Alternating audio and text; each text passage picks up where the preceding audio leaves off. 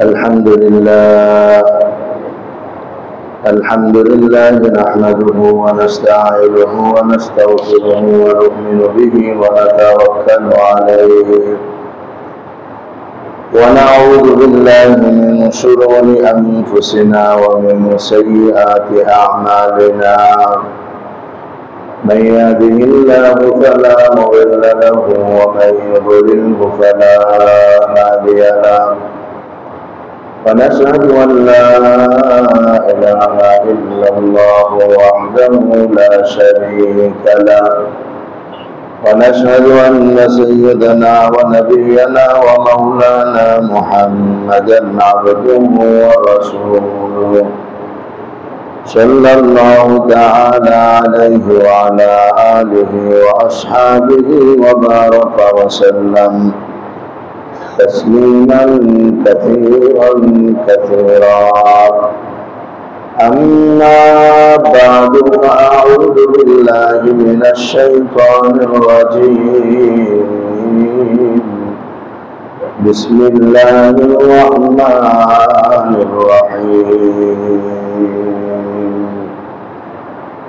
كنتم خير أمة أخرجت للناس تأمرون بالمعروف وتنهون عن المنكر وتؤمنون بالله آمنت بالله صدق الله مولانا العظيم وصدق رسوله النبي الأمي الكريم ونحن على ذلك من الشاهدين والشاكرين والحمد لله رب العالمين سبحانك لا علم لنا إلا ما علمتنا إنك أنت العليم الحكيم اللهم صل على محمد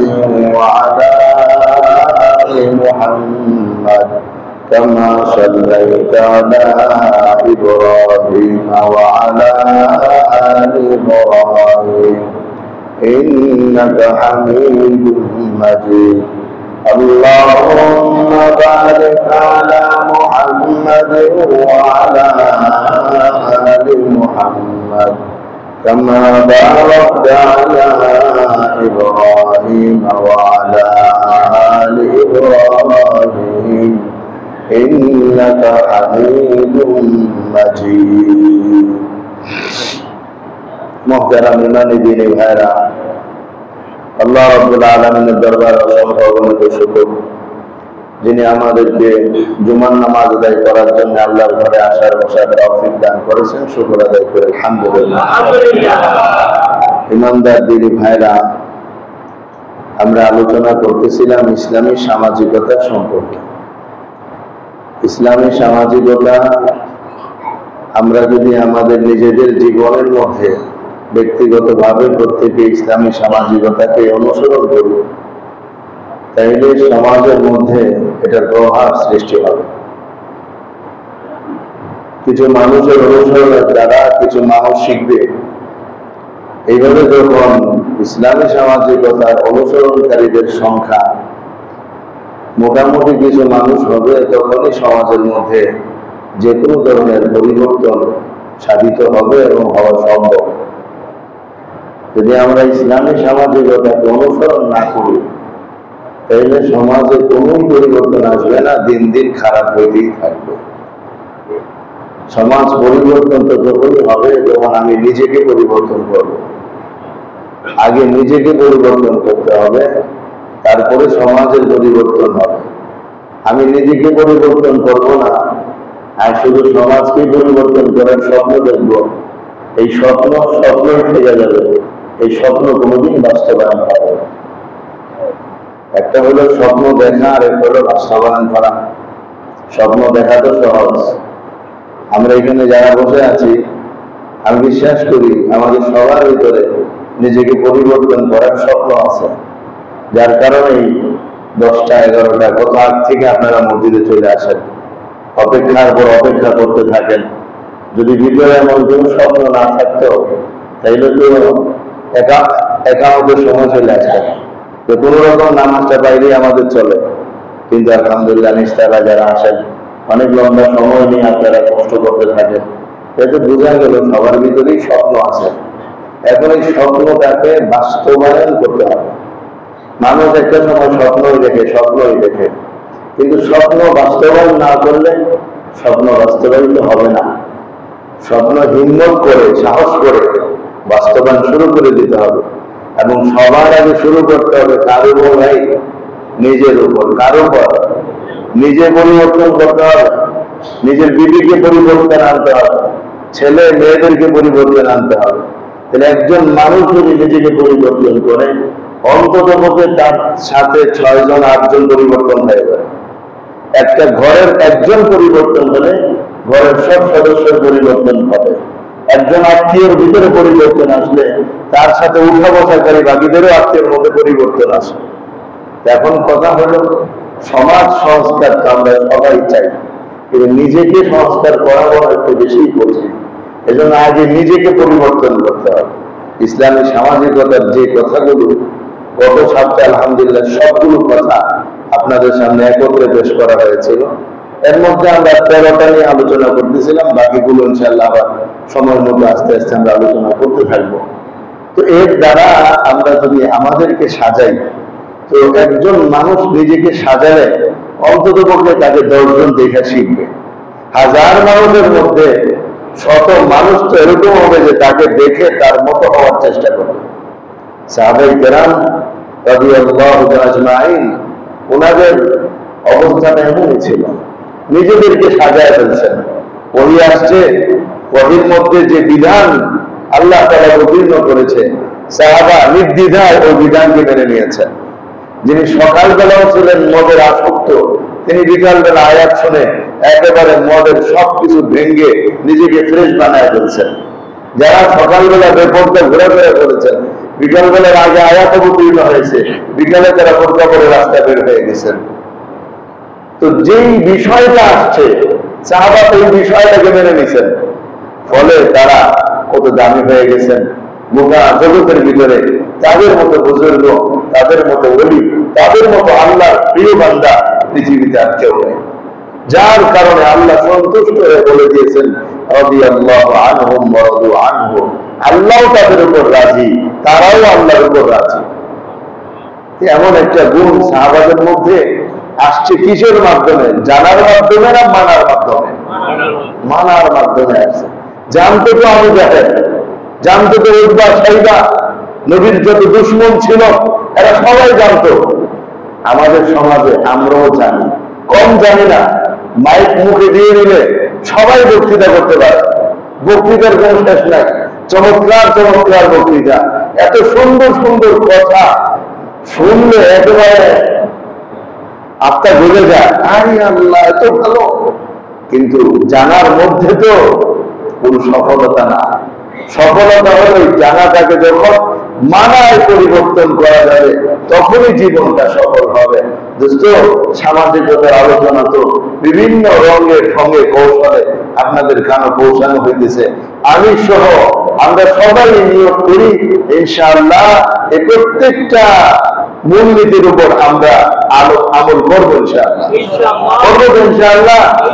এই জন্য আমরা প্রত্যেকটাকে ভাববো এবং চিন্তা করবো যে আমি এইভাবে নিজেকে সাজাবো। সাজাইতে গেলে দেখবো ভুল হয়ে গেছে, পারি নাই, অনেক উল্টা হয়ে গেছে, তো আমি আবার নতুন করে নিয়োগ করবো যে না আমি আজকে থেকে নিয়োগ করলাম এই মূলনীতির অধীনে আমি আমাকে সাজানোর চেষ্টা করবো। তোদের কাছে কয়েক সপ্তাহ চলা সম্ভব, পরে আবার ভুল হয়ে যাবে, তো আবার নিয়োগকে সংশোধন করে আবার চেষ্টা করতে হবে। এইভাবে চেষ্টা সাথে দুয়া যদি আমরা করতে থাকি ইনশাআল্লাহ মাটির মানুষ স্বর্ণের মানুষে আমরা পরিণত হয়ে যাবো ইনশাআল্লাহ। তো এটা কি সম্ভব না আমাদের দ্বারা ভাই? আল্লাহ আমাদের সবাইকে তৌফিক দান করেন। আলোচনা চলতেছিল 13 নম্বর মূলনীতি, যার মধ্যে আলোচনা ছিল সৎ কাজে আদেশ দান, অসৎ কাজে নিষেধ প্রদান। এটার উপরে প্রায় 2 জুমা বা 3 জুমা আলোচনা হয়েছে। সৎ কাজে আদেশ দান, অসৎ কাজে নিষেধ প্রদান, এটা ব্যক্তিগতভাবে সবার উপর খরচ। যখন তার সামর্থ্য থাকবে, শক্তি থাকবে। আর ঐক্যবদ্ধ ভাবে ফরজে কিফায়া, দলবদ্ধ ভাবে হয়ে সবাইকে একত্রিত করে দ্বীনি মজমা, দ্বীনি বুঝানো, সমঝানো, এটা ফরজে কিফায়া। কিন্তু ব্যক্তিগত ভাবে প্রত্যেকের উপর ফরজে আইন যখন তার সামর্থ্য থাকে আর শক্তি, সাহস, সামর্থ্য থাকে 1 নম্বর অধীনস্থ ব্যক্তিদের উপর, ছেলে, মেয়ে, বিবি, এদের কাছে বলতে তেমন কোন শক্তি সাহসের প্রয়োজন হয় না। এদেরকে সৎ কাজের আদেশ করলে এরা আমাকে পিটানো শুরু করবে, এমনটা হয় না। বাবা তার ছেলেকে নামাজে গাফলতি করতে দেখলো, উদাসীনতায় দেখলো, আল্লাহর কালামের ব্যাপারে উদাসীনতায় দেখলো, দ্বীনের ব্যাপারে বেফিকির উদাসীন দেখলো, তো বাবা মায়া, মহব্বত আর ভালোবাসার কণ্ঠে ছেলেকে এই ক্ষেত্রে সৎ কাজের আদেশগুলো করতে পারে।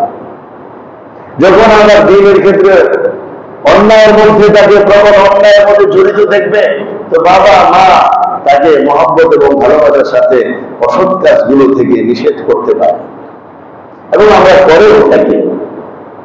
কিন্তু আল্লাহ রসুলের ক্ষেত্রে আমরা করি না, দুনিয়ার ক্ষেত্রে আমরা করি।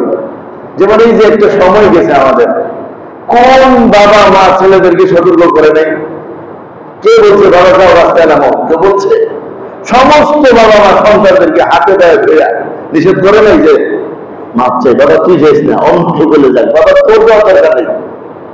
তো এটা বাবা মার কাছে মনে হয়েছে ক্ষতিকর জিনিস, অভিভাবকের কাছে মনে হয়েছে এটা ক্ষতিকর জিনিস।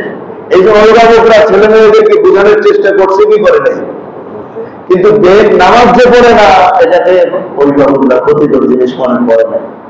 ছেলে যে কোরআন পড়ে না এটাকে অভিভাবকরা ক্ষতিকর জিনিস মনে করে না। ছেলে যে বেপরদা ঘুরে বেড়ে অভিভাবকরা এটাকে, মেয়ে যে বেপরদা ঘুরে বেড়ে অভিভাবকরা ক্ষতিকর মনে করে নাই। এইভাবে আমার আপনার সন্তান হাজারো অপরাধের মধ্যে জড়িত হয়ে যাচ্ছে, আমি আপনি এটাকে ক্ষতিকর জিনিস মনে করি নাই। এই কারণেই তো আমরা তাদেরকে নিষেধ করতেছি না। আমরা দুনিয়ার বিষয়গুলোকে অনেক বড় দৃষ্টিতে দেখি, আল্লাহ এবং তার রাসূলের আযাবের বিষয়গুলোকে বড় দৃষ্টিতে দেখি।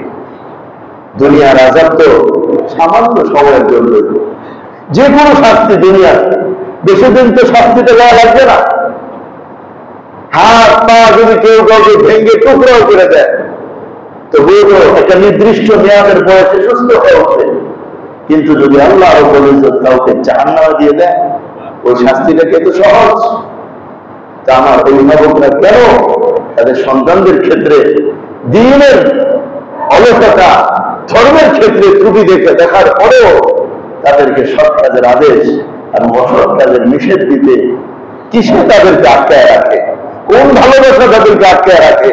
দুষ্ট, এটার নাম ভালোবাসা না, এটার নামই শত্রুতা। সবচেয়ে বড় শত্রুতা এটাই যে নিজের আপন সন্তান এদেরকে, আত্মীয় স্বজনদেরকে আল্লাহর হুকুমের ক্ষেত্রে শিথিল দেখা সত্ত্বেও তাদেরকে আদেশ এবং নিষেধ করা হলো না। এর মানে এটাকে খায়ের খায় বা কল্যাণ কামনা বলে না, এত চিরকালের জাহান্নামী বানায় দেওয়া হবে। তাহলে কি আমরা বলবো এটা আমাদের জান্নাত জাহান্নামের উপর ঈমান নাই? এটা তো বলা সম্ভব না। এটা বললে তো সব কাফের হয়ে যেতে হবে। আছে ঈমান ঠিকই, কিন্তু আমরা ওটাকে কেন যেন অসম্ভব বা দূরবর্তী মনে করতেছি। না দোস্ত, এটাকে সবচেয়ে বড় বিষয় মনে করা দরকার। আল্লাহ আমাদের তৌফিক দান করেন। তো দাওয়াত দুই ভাবে দেওয়া হয়, একটা ইনফিরাদি দাওয়াত, একটা ইজতিমাঈ দাওয়াত। ইনফিরাদি মানে ব্যক্তিগত ভাবে, ইজতিমাঈ মানে সংঘবদ্ধ ভাবে ব্যক্তিগত ভাবে দাওয়াত দেওয়া, সাধ্য অনুযায়ী সমস্ত মুসলমানের উপর ফরজে আইন। আর সংঘবদ্ধ ভাবে দাওয়াত দেওয়া এটা ফরজে কিফায়া। কিন্তু এই দাওয়াতের ক্ষেত্রে আমাদের মধ্যে কিছু বাড়াবাড়িও আছে, কিছু ছাড়াছাড়িও আছে। বাড়াবাড়ির বিষয়টা হলো যে সবাই না, কিছু মানুষ, সবকিছু তো সবাই করে না। কিছু মানুষ মনে করে যে না, এটা করে না কেন, এটা হয় না কেন, এটা করতে হবে, ওটা করতে হবে, এটা হলো বাড়াবাড়ি। আর ছাড়াছাড়ি হলো যেটা আমরা সবাই করি, দেখলাম কিছু বললাম না, দেখলাম ছেলে মেয়েরা গুনায় লিপ্ত, ভাই বোনরা গুনায় লিপ্ত, কিন্তু কিছুই বললাম না, এটা হলো ছাড়াছাড়ি। কেউ করে বাড়াবাড়ি, কেউ করে ছাড়াছাড়ি। সঠিক পথ হইল যে আমরা সাধ্য যখন থাকবে বলবো, যদি সময় সুযোগ হয় সময় সবাই মিলে ঐক্যবদ্ধভাবে জামাত জামাত আকৃতিতে আমরা দাওয়াতের জন্য নিজের মহল্লায় অন্য মহল্লা দূরবর্তী এলাকা সময় নিয়ে আমরা গিয়ে তাদের সাথে দ্বীনি কথাগুলো বলতে চেষ্টা করব। এটা হলো আমাদের জন্য সংঘবদ্ধভাবে সময় করা কর্তব্য। আল্লাহ আমাদের বুঝার তৌফিক দান করেন। এরপরে আমাদের আলোচনা হয়েছিল দাওয়াতের কাজের লাভ সম্পর্কে। আজকে প্রতি আলোচনা হবে দাওয়াতের কাজ না করার ক্ষতি সম্পর্কে। দাওয়াতের কাজ না করার ক্ষতি অনেক বেশি। আল্লাহ 1 নম্বরে দেখেন আল্লাহ রাব্বুল আলামিন কুরআনুল কারীমে ইরশাদ করেন, لئن الذين كفروا من بني إسرائيل على لسان داوود وعيسى ابن مريم ذلك بما عصوا وكانوا يعتدون كانوا لا يتناهون عن منكر فعلوه لبئس ما كانوا يفعلون। সূরা মায়েদা ৭৮ এবং ৭৯ নম্বর আয়াত আল্লাহ তাআলা ইরশাদ করেন যে বনি ইসরাইলের মধ্যে যারা কুফরি অবলম্বন করেছিল তাদের উপরে হযরত ঈসা আলাইহিস সালামের মাধ্যমে এবং দাউদ আলাইহিস সালামের জবানে তাদেরকে লানত করা হয়েছিল, অভিশাপ দেওয়া হয়েছিল। তার কারণ কি ছিল? কানু লা ইয়াতানাহাউনা আন মুনকারিন ফাআলু, তারা একে অপরকে মন্দ কাজে জড়িত দেখা সত্ত্বেও বাধা দিত না, নিষেধ করত না। এই কারণে দুজন নবীর পবিত্র জবানের মাধ্যমে আল্লাহ এদেরকে লানত করেছেন যে আপনারা লানত করেন। কুরআনুল কারীমে এই আয়াত আমাদেরকে এই মেসেজই দেয়। আর আমরা যারা কাউকে অন্যায় কাজে দেখা সত্ত্বেও সাধ্য থাকার পরেও আমরা বাধা দিব না, নিষেধ করবো না, আমাদের উপরেও সেই লানত করতে থাকবে। বলি নাউজুবিল্লাহ। তাইলে সাধ্য থাকার পর, ক্ষমতা থাকার পরও যদি কেউ না বলে, সৎ কাজের আদেশও দেয় না, অসৎ কাজে নিষেধও করে না, অথচ তার ক্ষমতা আছে, সাধ্য আছে, শক্তি আছে, তারপরও সেই কাজ করলো না, এর অর্থ হলো তার উপর আল্লাহর পক্ষ থেকে অভিশাপ করবে, লানত করবে। আর এই লানতের মানে কি? লানতের অর্থ হলো সে আল্লাহ পাকের রহমত থেকে অনেক অনেক দূরে সরে যাবে। 1 নম্বর শাস্তি, আল্লাহ লানত করবে আমাদের উপর যদি আমরা সাধ্য থাকার পরেও মানুষকে সৎ কাজে আদেশ না দেই, অসৎ কাজে নিষেধ না। 2 নম্বর,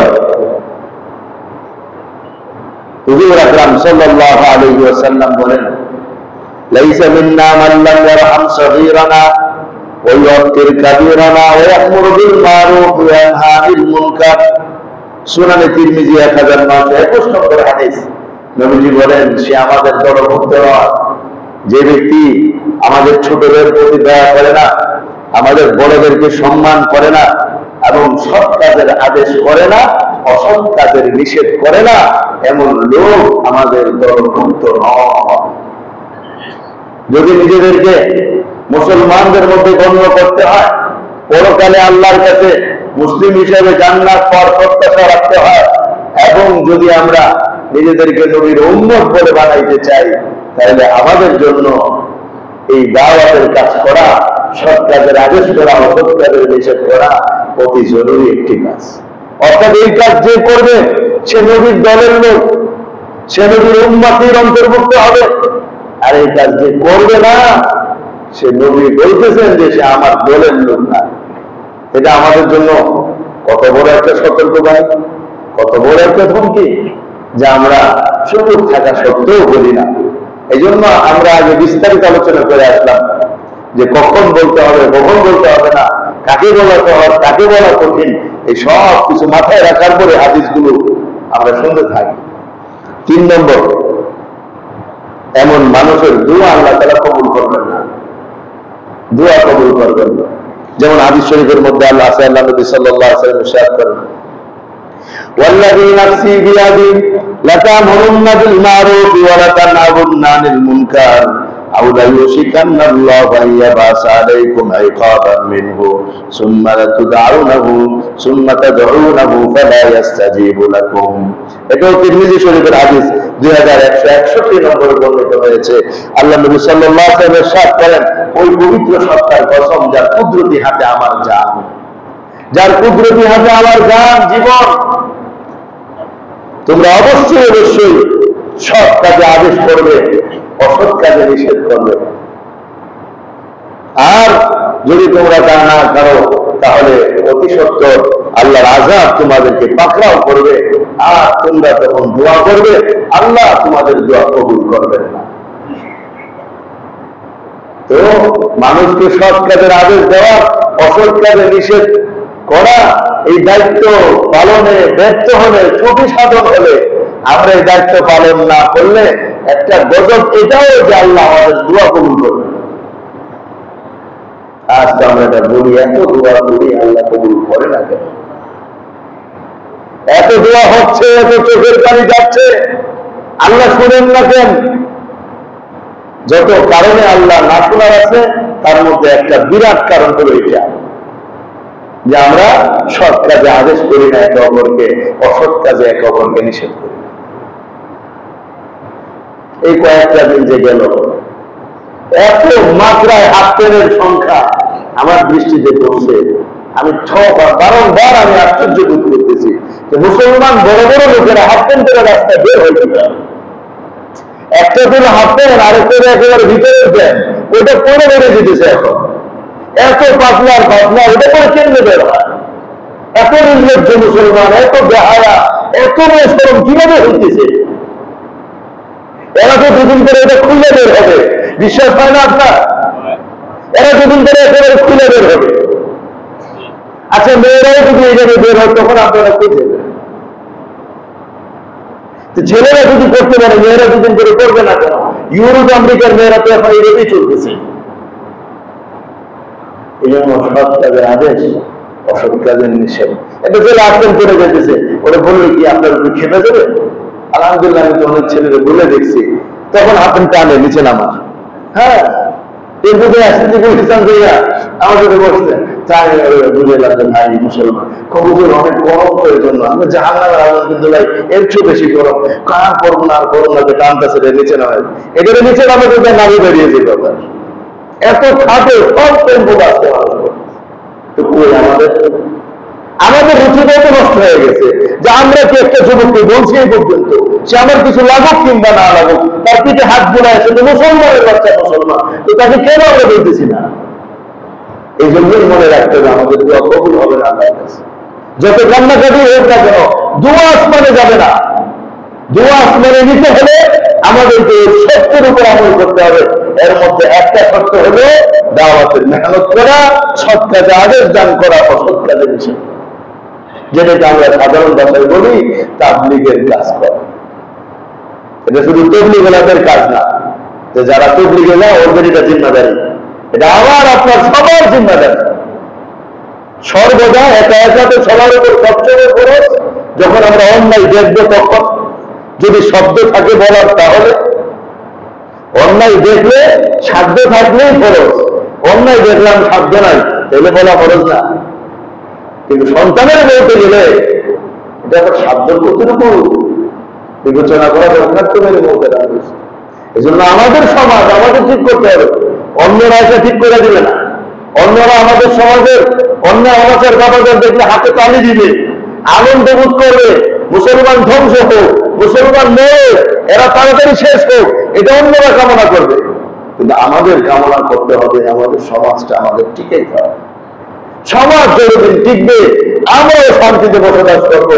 সমাজ যদি নষ্ট হয়ে যায় আমাদের জীবনটাও কঠিন হয়ে যায়। এই জন্য আমার দোস্ত যে যাকেই দেখবো এরকম কাজের মধ্যে একটু মহব্বত আর ভালোবাসা, সে হয়ে গেছে ভিতরের ভালোবাসা, কোথায় গেছে আমাদের মনের ভালোবাসা? এইসব ভালোবাসা দাওয়াতের কাছে ব্যবহার করতে হবে। সমস্ত ভালোবাসা অন্যায়কারীদের উপর ব্যবহার করতে হবে। সমস্ত ভালোবাসা যারা আল্লাহর হুকুমে শিথিল এদেরকে বলতে হবে। বাসার থেকে হাইটা হাইটা চলে আসি, কই আমরা তো ধরে বলি না, না দোকানদারকে বলি, না রিক্সাওয়ালাকে বলি, না পরিচিত কারণ বলি, ভাই দোস্ত চলো না আমাদের করে আসি। একটু বললে সম্পর্ক শেষ হয়ে যাবে আমার সাথে, না শেষ হলে শেষ হয়ে যাবে। মানুষের সাথে সম্পর্ক ঠাক করবে কি, যাকে এক দুজন বলা যায় না, না এটা ধর্মীয় বিষয়, এটা নিয়ে আমাদের কথা বলা ঠিক না, বাড়ির চন্দ্র গোষ্ঠী নিয়ে কথা বলা ঠিক, ধর্মের বিষয় নিয়ে দাওয়াত দেওয়া যাবে না। এগুলো কার আদর্শ আমাদের ভিতরে আসতেছে, কার আদর্শ আমাদের ভিতরে আসতেছে? ভাই কেমন আছেন, কি খাইছেন, এই বাচ্চা ভালো কিনা, ব্যবসা বাণিজ্য কেমন চলতেছে, কি দিনকাল যাচ্ছে, সব জিজ্ঞেস করা হয়। নামাজের ব্যাপারে, দিনের ব্যাপারে আমাদের ভিতরে এগুলো আছে না। কি আশ্চর্য মুসলমান আমরা! আমাদের নবী কি এরকম ছিলেন? সারাটা দিন যার চিন্তায় ছিল দাওয়াত, সাহাবার চিন্তায় ছিল দাওয়াত, সর্বদাই একটা টিকিট ওনাদের ভিতরে চলতো। আর আমাদের ভিতরে সব চিন্তা আছে, দাওয়াতের চিন্তা বেরিয়ে গেছে। এই কারণে আমাদের সমাজে আজকের এই অর্থপতন কারণ করে আমাদের ভিতরে আসে না, না আমার ভিতরে না আপনার ভিতরে, সবাই আমরা এই ক্ষেত্রে অপরাধী। আমি 1 নম্বরের অপরাধী, আপনারা অপরাধী, সবাই অপরাধী। এই অপরাধ থেকে আমাদের আল্লাহর কাছে তওবা করতে হবে। আমিও তওবা করবো, আপনারাও তওবা করবেন, সবাই মিলে আমরা তওবা করে নতুন ভাবে কাজ করবো ইনশাআল্লাহ। ভাই বলবো ইনশাআল্লাহ, তাইলে আমাদের দোয়া আল্লাহ তারা কবুল করবেন। কবুল করবেন মানে কবুল করবেন, হুজুর নবীর দোয়া যেমন কবুল করতেন, এমনই আমাদের দোয়া আল্লাহ কবুল করবেন। 4 নম্বর শাস্তি, আমরা বিল মারুফ নাহি আনিল মুনকার, দাওয়াত ও তাবলীগের কাজ না করলে আল্লাহ পাকের পক্ষ থেকে যে ধমকি আসছে, ওয়াইদ আসছে, সেটার 4 নম্বরটা হলো আযাব সবার উপরে ব্যাপকভাবে আসবে। ভালো মন্দ, নামাজি বেনামাজি, আলেম সাধারণ, কাউকে বাদ দিবে না। যখন আযাব আসবে সবার উপরে আযাব পড়বে তখন। দলিল কি? হযরত আবু বকর সিদ্দিক রাদিয়াল্লাহু তাআলা হাদিস, তিনি বলেন, ইয়া আইয়ুহান নাস ইন্নাকুম তাকরাউনা হাযিহিল আয়া, এই লোকেরা তোমরা তো কুরআনুল কারীমের এই আয়াতটা পড়ে থাকো। কি আয়াত? ইয়া আইয়ুহাল্লাযীনা আমানু আলাইকুম আনফুসাকুম লা ইয়াদুরুকুম মান দাল্লা ইযা তাদাইতুম। কুরআনুল কারীমের এই আয়াত, এই লোকেরা নিজেদের চিন্তা করো, আরেকজনের পথভ্রষ্ট হলে তার ক্ষতি তোমার হবে না। নিজের চিন্তা করো, আরেকজন পথভ্রষ্ট হলে তার ক্ষতি তোমার হবে না। এই আয়াত পড়ে তোমরা কেউ ধোঁকা খায়ো না। কে বলতেছেন? হযরত আবু বকর সিদ্দিক রাদিয়াল্লাহু তাআলা বলতেছেন, এই আয়াত পড়ে তোমরা কেউ ধোঁকা খাও না। ফাইন্নী সামিআতু রাসূলুল্লাহ সাল্লাল্লাহু আলাইহি ওয়াসাল্লাম, আমি আল্লাহর নবী থেকে এই কথা শুনছি, ইন্নান নাস ইযা রাউ যালিম ফালাম ইয়াখুযু আলা ইয়াদাই আওশাকা আন ইয়াউম্মাহুমুল্লাহু বিইকাবিন মিনহু। তিরমিজি শরীফ 2168 নম্বর হাদিস। হযরত আবু বকর সিদ্দিক রাদিয়াল্লাহু বলেন, আমি শুনছি আল্লাহ নবী বলছে, লোকেরা যখন কোন অন্যায়কারীকে অন্যায় করতে দেখে সামর্থ্য থাকা সত্ত্বেও তাকে বাধা না দেয়, তখন আল্লাহর গজব সবাইকে ব্যাপকভাবে পাকড়াও করে দিবেন। তো কোরআনের এক আয়াতের মধ্যে আছে এই কথা যে, ভাই তুমি যদি ইবাদত বন্দেগী করো, অন্যের বদ আমল তোমার কোনো ক্ষতি করতে পারবে না। তুমি বলতেছেন এই আয়াত করে তোমরা ধোঁকা খাও না কেউ। আমি নবীজি থেকে শুনলাম এই কথা যে মানুষকে কেউ গুনাহ করতে দেখলো, পাপাচারে লিপ্ত হতে দেখলো, সামর্থ্য থাকা সত্ত্বেও বাধা দিল না, তাইলে আল্লাহর আযাব সবাইকে ব্যাপকভাবে পাকড়াও করবে। ওই আযাবের মধ্যে ভালো মানুষরাও পড়বে, খারাপরাও পড়বে, ধনীরাও পড়বে, গরিবরাও পড়বে, ছোটরাও পড়বে, বড়রাও পড়বে, পুরুষরাও পড়বে, নারীরাও পড়বে, হুজুরও পড়বে, নন হুজুরও পড়বে, কেউ বাদ থাকবে না। ওই আযাবের মধ্যে কেউ বাদ থাকবে না। এই জন্য আমার দুষ্ট আমার ভাইরা একটু চিন্তা করে দেখি এই কাজটা কত গুরুত্বপূর্ণ। হুজুর জানে তিনি এই কথা বলেন, অন্য অন্য ইবাদতের উপর এরকম ধমক সতর্কবাণী আসে নাই, পরকালে দিবেন আযাব, এটা আসছে। কিন্তু দাওয়াতের ক্ষেত্রে শিথিলতা, বাবা মায়ের অবাধ্যতা আর জুলুমের শাস্তি আল্লাহ দুনিয়াতেই দিয়ে থাকবেন। দাওয়াতের কাজে শিথিলতা, বাবা মায়ের অবাধ্যতা আর জুলুমের শাস্তি আল্লাহ দুনিয়াতেই দিয়ে দিবেন, আর বাকি সব শাস্তি আল্লাহ পরকালে। 5 নম্বর ক্ষতি, দাওয়াতের কাজ না করার 5 নম্বর ক্ষতি, দুনিয়ার মধ্যেই আযাব ত্বরান্বিত হবে। আগে তো গেল আযাব আসবে সবার উপর, এখন হলো দুনিয়াতে জলদি আযাব আসবে। ওইটার একটা বড় লম্বা হাদিস, যেটা আমাদের সবার জন্য জরুরি। আল্লাহ নবী কতটা ব্যথা, বুকের মধ্যে কতটা ব্যথা এই কথাগুলো বলছিলেন। একদিন নবীজি মসবান বলতে লাগলেন, মাজমাউ জাওয়ায়েদ নামক কিতাবের 748 নম্বরে হাদিস বলতে লাগলেন, কি বলতে লাগলেন? মা বালু আকওয়ামিন লা ইউফাক্কিহুনা জিরানাহুম ওয়া লা ইউআল্লিমুনাহুম ওয়া লা ইয়াইজুনাহুম ওয়া লা ইয়া'মুরুনাহুম ওয়া লা ইয়ানহাউনাহুম। দোস্ত মনোযোগ দিয়ে শুনেন, আল্লাহ নবী একদিন আক্ষেপ করে কি হলো এই সমস্ত লোকদের, তারা কেন তাদের প্রতিবেশীদেরকে দিন শিখায় না, দিনের জ্ঞান শিখায় না, সৎ কাজের আদেশ করে না, অসৎ কাজের নিষেধ করে না, তাদেরকে ওয়াজ নসিহত করে না। আক্ষেপ করে বলে কি হলো ওই সমস্ত জ্ঞানীদের, যাদেরকে আল্লাহ কোরআনের এলম হাদিসের জ্ঞান দান করেছে, তারা কেন তাদের প্রতিবেশীদেরকে শিখায় না, কোরআন শিখায় না, দিন শিখায় না, দিনের গুণ শিখায় না, ওয়াজ করে না, নসিহত করে না, সৎ কাজের আদেশ করে না, অসৎ কাজের নিষেধ করে না, কি হলো তাদের? এর মানে রাসূল পাক সাল্লাল্লাহু আলাইহি ওয়াসাল্লাম আলেম সমাজকে এই কথাটা বললেন, যাদের কোরআন হাদিসের জ্ঞান আছে ওই সমস্ত লোকদেরকে এই কথা বললেন। 2 নম্বরে নবীজি বললেন, ওয়া মা বালু আকওয়ামিন লা ইয়াতাআল্লামুনা মিন জিরানিহিম ওয়া মা বালু আকওয়ামিন লা ইয়াতাআল্লামুনা মিন জিরানিহিম ওয়া লা ইয়াতাফাক্কাহুনা ওয়া লা ইয়াত্তাইজুন। কি হলো এই সমস্ত লোকদের, তারা কেন তাদের প্রতিবেশী আলেমদের থেকে দিন শিখে না, তাদের থেকে ওয়াজ শুনে না, তাদের থেকে নসিহত শুনে না? তাদের কি হলো? একদিকে যেমন নবীজি আলেমদেরকে ডাইকা, দ্বীনের জ্ঞানের অধিকারীদেরকে ডাইকা আক্ষেপ করে বললেন তোমরা কেন শিখাও না, অপরদিকে আবার সাধারণ মুসলমানদেরকে ডাইকা বললেন তোমরা কেন শিখো না, তোমরা কেন নিজেদের মধ্য থেকে তলব পয়দা করে আগ্রহ নিয়ে আলেমদেরকে বলো না যে আমাদেরকে শিখা, এটা কেন তোমরা বলো না? তাহলে 2 দলের মানুষদেরকেই বললেন, যাদের জ্ঞান আছে তাদেরকে বললেন তোমরা কেন শিখাও না, যারা সাধারণ মুসলমান তাদেরকে বললেন তোমরা কেন নিজেদের আগ্রহ নিয়ে শিখতে যাও না, কেন জানতে যাও না? এরপরে নবীজি বলেন, ওয়াল্লাহু লা ইয়াতাআল্লামুনা কওমুন জিরানাহুম ওয়া ইয়াতাফাক্কাহুনাহুম ওয়া ইয়াইদুনাহুম ওয়া ইয়া'মুরুনাহুম ওয়া ইয়ানহাউনাহুম। আল্লাহর কসম, আলেমরা, দ্বীনের জ্ঞানের অধিকারীরা অবশ্যই তাদের প্রতিবেশীদেরকে শিখাবে, দিন শিখাবে, দিনের গুণ শিখাবে, ওয়াজ নসিহত করবে, সৎ কাজের আদেশ দিবে, অসৎ কাজের নিষেধ করবে। এটা আলেমদের দায়িত্ব এবং কর্তব্য। যারা দিন যতটুকু শিখছে তাদের এটা দায়িত্ব এবং কর্তব্য। 3 নম্বরে কথা বললেন। 4 নম্বরে বললেন, ওয়ালা ইয়াতাআল্লামান্না কওমুন মিন জিরানিহিম ওয়া ইয়াতাফাক্কাহুনা ওয়া ইয়াত্তাইজুন। আল্লাহর কসম, সাধারণ মানুষের তারাও আলেমদের থেকে, জ্ঞানীদের থেকে দিন শিখবে, তাদের থেকে উপদেশ গ্রহণ করবে এবং তাদের থেকে দ্বীনের সমঝ অর্জন করবে। এই হাদিস শরীফের 4টা অংশ। প্রথম 2 অংশ নবীজি আক্ষেপ করে বললেন, পরের 2 অংশ নবীজি আদেশ দান করলেন।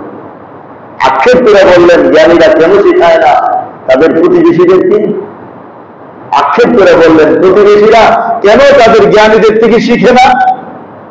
আদেশ দেওয়া বলেন আল্লাহর কসম, আলেমরা অবশ্যই তাদের প্রতিবেশীদেরকে শিখাবে। এরপরে বলে আল্লাহর কসম, সাধারণরা অবশ্যই আলেমদের থেকে শিখবে। তো 2 শব্দে আক্ষেপ প্রকাশ করলেন, বাকি 2 জুমলার মাধ্যমে, 2 বাক্যের মাধ্যমে আদেশ প্রদান করলেন। এরপরে সতর্ক করতেছেন,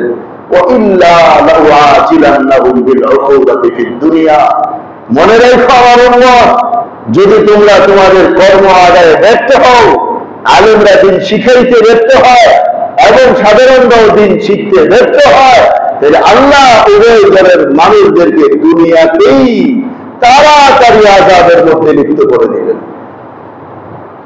অতি তাড়াতাড়ি আযাবের মধ্যে লিপ্ত করে দিবেন। আমার দোস্ত, এই হাদিসকে নিয়ে যদি চিন্তা করি, কি মনে হয় আমাদের আপনাদের? আর মুসলমানের ঘরে দিন নাই, বদিনী ছেড়ে গেছে মুসলমানদের ঘরগুলো। কোথায় ইসলামী সামাজিকতা আসবে? ইমানই তো ঠিক নাই ঘরে ঘরে। এই জন্য দেখেন এই হাদিস, মাজমা জাওয়ায়েদ কিতাবের 748 নম্বরে নবীজি কতটা বেদনা বড়া বুকের মধ্যে নিয়ে তারপরে কথাগুলো বলছেন। সাহাবাদের মধ্যে চর্চা হতে লাগলো নবীজির হাদিস, নবীজির কথা চর্চা হতে লাগলো।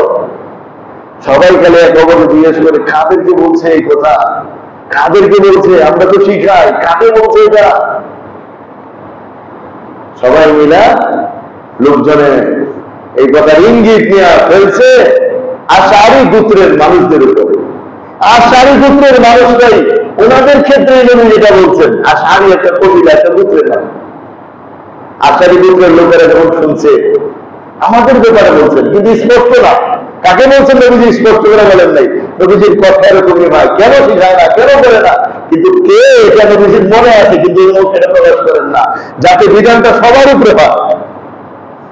তা আশারি গোত্রের লোকেরা একত্রিত হয়ে নবীজির কাছে আসছেন, আচ্ছা জিজ্ঞেস করছেন, ইয়া রাসূলুল্লাহ এমন একটা কথা শুনলাম। নবীজি আবার এই হাদিস শোনায় দিলেন। তখন আশারি গোত্রের লোকেরা বললো, আমি দিল্লা সালাতান ইয়া রাসূলুল্লাহ, 1 বছরের সময় দেন আমাদেরকে। কয় বছরের সময় দিয়েছে? 1 বছরের সময় দেন। ওই 1 বছর সময় নিয়ে নবীজি থেকে আশারি গোত্রের লোকেরা তাদের জাতির মধ্যে, সম্প্রদায়ের মধ্যে, বংশের মধ্যে, এলাকার মধ্যে 1 বছর এমন মেহনত করলেন, ছোট বড় নারী পুরুষ সবাইকে তারা দ্বীনের জ্ঞানী বানায় দিয়েছে। পুরা এলাকা দিনদার হয়ে গেছে। 1 বছর সময় আল্লাহ নবী থেকে দিয়েছেন। এই হাদিস থেকে আমাদের কি শিক্ষা?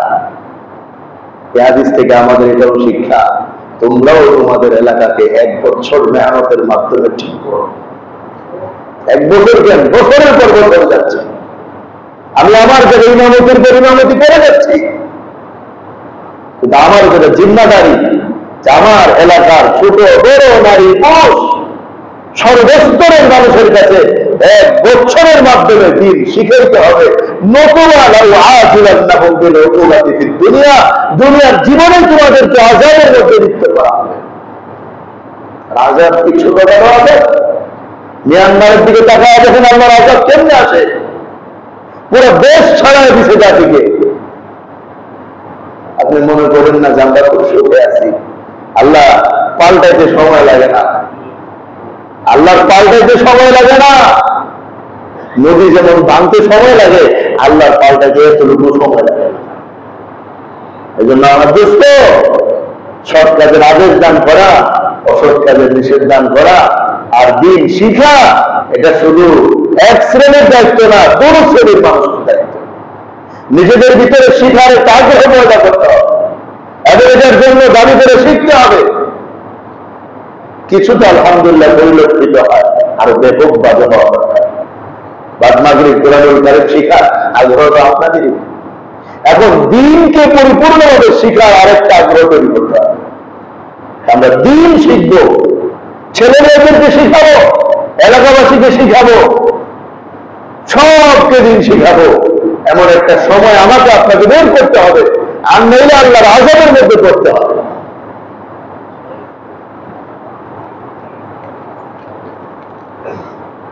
ছয় নম্বর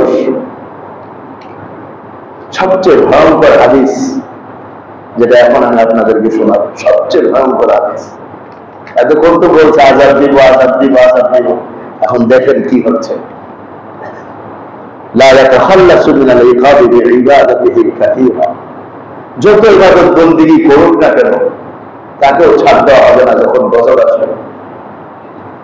আল্লাহু তাআলা ইলা জিবরাইল أن اخلق مدينة كذا وكذا بأهلها قال يا رب إن فيهم عبدك فلانا لم ياسك طرفة عين فقال اخلقها عليه وعليهم فإن وجهه لم يتبعر فيها قط ساعة। বাইহাকী শাহুল ঈমান ৭৫৯৫ নম্বর হাদিস। আল্লাহ তাআলা হযরত জিবরাইলকে ডেকে বলেন, জিবরাইল অমুক এলাকাটা ধ্বংস করে দাও, এবং ধ্বংসের রূপরেখা কি হবে? উল্টায় দিবা, জমিন উল্টায় দিবা। জিবরাইল আলাইহিস সালাম হতভম্ব হয়ে গেলেন। আল্লাহ সামনে তার কোনো কথা বলেন না, তারপরে একটু কথা বললেন যে আল্লাহ ইন্না ফিহা রাজুলুন লাম ইয়াসিকা তারফাতাইন, ওই এলাকার মধ্যে একজন বুজুর্গ আছে, জীবনে এক পলক সময়ের জন্য আপনার অবাধ্য ছিলেন না, জীবনে এক পলক সময় আপনার নাফরমানি করে নাই, জীবনের এক পলক সময় আপনার অবাধ্যতা করে নাই, 24টা ঘন্টায় সে আপনার আনুগত বান্দা। এর মানে তার গুনাহ আছে না নাই? কোন গুনাহ নাই, নিষ্পাপ মাসুম এমন একজন মানুষ ওই গ্রামে আছে, ওই নগরীতে আছে, ওই জনপদে আছে। শুনেন আল্লাহ কি বলেন, আল্লাহ বলেন ইকলিদহা আলাইহি ওয়া আলাইহি, জিবরাইল ওরে সহ উল্টাও, ওরে সহ উল্টাও। কেন? ফাইন্না ওয়াজহাহু লাম ইয়াতামাআর ফিয়া সাআতান কত্তু, কারণ এই যে মানুষগুলো আমার অবাধ্য, মানুষগুলো গুনাহ করে, মানুষগুলো নাফরমানি করে, এই মানুষের সব জাহান্নামে হচ্ছে, ওই দরবেশ তো দরবেশই করতেছে, কোনদিন কি তাদেরকে এসে নিষেধ করছে? কোনদিন কি তাদেরকে এসে বলছে? ওর চেহারায় তো কোনদিন মলিনতাও করে নাই, মানুষের এই অন্যায় অনাচার পাপাচার দেখা সত্ত্বেও ওর, এর মানে কি? এর মানে ওর এই ইবাদতের আমার দরকার নেই, ওর সব উল্টাই দিচ্ছেন। এই হাদিস তো ভাই আর কি সব ইমানের মধ্যে আছে। আমার দুষ্ট কি বলবেন, আমি তো অনেক ইবাদত করি, জি এই ইবাদত আল্লাহর কাছে কোনো দাম হবে না, তখন আযাব আসবে। এই উম্মত শুধু ইবাদত বোঝার উম্মত না, এই উম্মত দাঈ ইলাল্লাহ এর উম্মত। উম্মতের দায়িত্ব, উম্মতের দায়িত্ব এটা, বলতে হবে মানুষকে আল্লাহর কথা। কিন্তু আজ আমরা আফসোস, বলার মধ্যে আমরা নাই, আমরা মনে করতেছি এটা কোনো জিম্মাদারি না, তো জিম্মাদারি না হলে বুজুর্গ উল্টাইছেন কেন? মোল্লা আলী কারি রহমাতুল্লাহ হাদিসের ব্যাখ্যা মিরকাতুল মাফাতির মধ্যে লিখেন এই কথা, এই দরবেশ আর বুজুর্গ যদি জীবনে একবারের জন্য দাওয়াতের কাছে বের হইতেন, তাইলেও তাকে এইভাবে ধ্বংস করা হইত না। বিভিন্ন সিদ্ধান্ত নেন যে আমরা কেন বিপদের মধ্যে আছি, আমাদের কেন দেওয়া কবুল হয় না, গত বছর আমাদের সবার উপর কেন আছে? এই কারণে আমাদের উপর আছে, এই কারণে আমাদের উপর আছে। আমার দোস্ত, আমার ইমানদার যিনি ভাইরা, এরকম বর্ণনার হাদিসটা আরো অনেক আছে। তা আমি 6টা বিষয় আপনাদের সামনে পেশ করলাম, এর দ্বারা আমরা উপলব্ধি করতে পারি, বুঝতে পারি দাওয়াতের কাজ করা কতটুকু জরুরি আমাদের আপনার জন্য। এটাকে কোনো দল বা গোষ্ঠীর দাওয়াতের কাজ না, কোন মানুষ কোন দল করবে, এটা দলের কাজ না, যেটা আমার কাজ না, এটা অমুক দলের কাজ না, এই কথা বলার কোন সুযোগ নাই। এটা কোন দলের কাজ না, এটা কাকরাবেরও কাজ না, এটা নিজামুদ্দিনেরও কাজ না। কার কাজ এটা ভাই? আমার কাজ। বলেন কার কাজ এটা? এটা কাকরাবের কাজ, নিজামুদ্দিনের কাজ? কার কাজ এটা? আমার কাজ। আপনি জিম্মাদারি নিতে কি অপ্রস্তুত? নিজের কি জিম্মাদারি নেন আর না নেন, জিম্মাদারি আপনার মাথায় দেওয়া। আপনি করবেন তো আপনি আলহামদুলিল্লাহ ভালো রূপে থাকবেন, করবেন না তো বিপদে পড়ে যাবেন। এই কাজ যে করতে থাকবে, রানিং যে করবে, আল্লাহ আসমানি গজব থেকে তাকে বাঁচাবেন। এক হাদিসের মধ্যে আছে, ইন্নী লাউহিম্মু বিহাদিল আরদি আযাবা, আমি দুনিয়াবাসীকে আযাব দিতে চাই কোন কারণে। ফাইযা নাযারতু ইলা উম্মাই বুয়ুতি ওয়াল মুতাহাব্বিনা ফিয়া ওয়াল মুস্তাগফিরিনা বিল আসহাব, 3 শ্রেণীর মানুষের দিকে তাকায় আমি আর আযাবটা দেই না, ফিরে নেই। 3 শ্রেণীর মানুষ কারা? 1 নম্বর, ফাইযা নাযারতু ইলা উম্মাই বুয়ুতি, আমার ঘর আবাদের জন্য যারা মেহনত করে। আল্লাহর ঘর আবাদের মেহনত হলো দাওয়াতের মেহনত। যত সব মেহনত হচ্ছে দিনের নামাজি বানানোর জন্য, দিনদার বানানোর জন্য, এটাই তো আল্লাহর ঘর আবাদের মেহনত। এই মেহনত যারা করে এদের দিকে তাকায় আল্লাহ করে না ফিরে দেয়। 2 নম্বর, ওয়াল মুতাহাব্বিনা ফিয়া, একে অপরকে কেবল আল্লাহর জন্য ভালোবাসে, স্বার্থের জন্য না। আজকের ভালোবাসা তো স্বার্থের ভালোবাসা, আল্লাহর জন্য হতে হবে। ওই আল্লাহর জন্য যারা একে অপরকে মহব্বত করে, এদের দিকে তাকায় আল্লাহ আযাব সরায় দেন। 3 নম্বর, ওয়াল মুস্তাগফিরিনা বিল আসহাব, শেষ রাতে উঠে যারা আল্লাহর কাছে কান্না করে ওদের কান্নার দিকে তাকায় আল্লাহ আযাব ছড়ায় না। এর জ্বলন্ত প্রমাণ যুগে যুগে আল্লাহ তাআলা দিয়েছেন। অনেক আগে মনে হয় ভুলার মধ্যে একটা দরুদ ছাত্র ছিল, খুব কড়া, মুরব্বীরা বলতে পারবে, খুব কড়া একটা দরুদ ছাত্র ছিল। ওই ভুলার মধ্যে এক মসজিদের মধ্যে দাওয়াত তাবলীগের একটা জামাত ছিল। ওই জামাতের একজন সাথী পায়রা চত্বর যে মসজিদ আছে ওই মসজিদের মধ্যে অনেক আরো ৫-৭ বছর আগে জীবিত ছিল, হয়তো উনি এখন আর নাই দুনিয়াতে। আমি কারগুজারিও শুনছি এবং এমন মানুষের সাথে কথা হয়েছে যারা ওই সাথীকে দেখে আসছে যে আপনি ছিলেন যে জামাতে, বলে আমি ছিলাম সেই জামাতে পায়রা চত্বর ওইখানে। কি ছিল অবস্থা? তাবলীগের জামাত অনেক আগের কাহিনী। ওই মসজিদের মধ্যে ছিল, ভুলার ওই জায়গার মধ্যে ওনারা সকাল 10টা-11টার দিকে তালিম করতেছিলেন। তো তখন ওনারা বাহিরের বাতাস শো শো আওয়াজ করতে থাকে। আর তখনের মসজিদ কি এখনের মসজিদ? নর্মাল একটা কেমন মসজিদ থাকবে। তো ওনারা করলেন গেট টেট লাগায়, জানলা টান লাগায় ভেতরে তালিম করেছে। অনেক পরে যখন বাইরের আওয়াজ বন্ধ হয়েছে তো ওনারা গেট খুলতে যান, এখন আর গেট খুলে না। জানলা খুলতে যান, তাও জানলা খুলে না। ধাক্কায় ধীরে ধীরে ধাক্কায় দেখেন যে কাদা আর কাদা জানালার সামনে, গেটের সামনে। তো পরে তাকায় দেখেন যে সুবহানাল্লাহ, কি শুনি নাই, সব কাদা আর কাদা, যাই দেখতেছেন শুধু কাদা আর কাদা। ওই যে সাগর থেকে পানি আসছে একদম পুরা ধূসর ভাষায় সব হয়ে গেছে। এই লোকগুলোকে ছোট্ট একটা মসজিদের ভিতরে বসে বসে তালিম করতেছিল, আল্লাহর গজবটা থেকে পাকড়াও করলো না। এরা তো বেঁচে গেছে। ওই যে নবীজি বলে গেছে,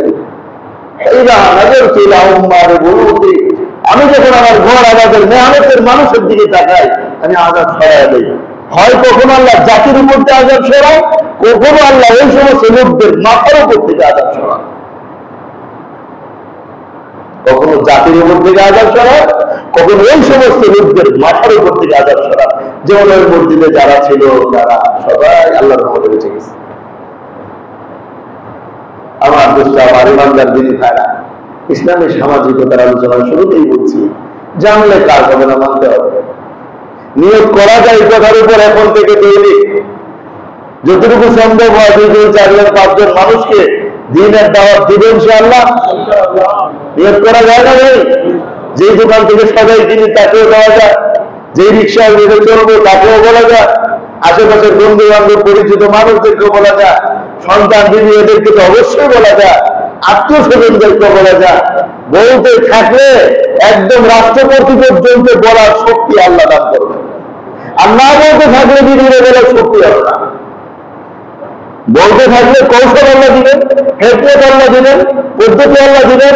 দেখা যাবে এইখানে পয়সা হোয়াইট হাউস পর্যন্ত দাওয়াত পৌঁছায় দেওয়া সম্ভব। আর না বলতে থাকলে নিজের ভিডিও বলা সম্ভব না। কারণ কাজে নামলে পথ আল্লাহ তাআলাই খুলে দেন, কাজে না নামলে কি আল্লাহ পথ খুলে দিবেন? এই জন্য আমার দুষ্ট, আমার ইমানদার দিনী ভাইরা, দাওয়াত সম্পর্কে আরো কিছু কথা রয়ে গেছে, দাওয়াতের আদাব, এগুলো ইনশাআল্লাহ আল্লাহ চাইতে সামনে বলা হবে। আল্লাহ তাআলা আমাদেরকে এগুলোর উপর আমল করার তৌফিক দান করেন। আল্লাহ আমাদের সবার গুনাহগুলোকে মাফ করেন, আমাদেরকে আল্লাহ তাআলা কাজ করার তৌফিক দান করেন। ওয়া আখিরু দাওয়ানা আলহামদুলিল্লাহি রাব্বিল আলামিন।